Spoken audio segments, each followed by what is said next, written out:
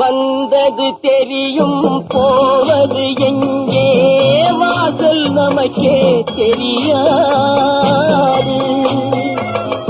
வந்தவரெல்லாம் தங்கிவிட்டால் இந்த மண்ணில் நமக்கே இடமேது.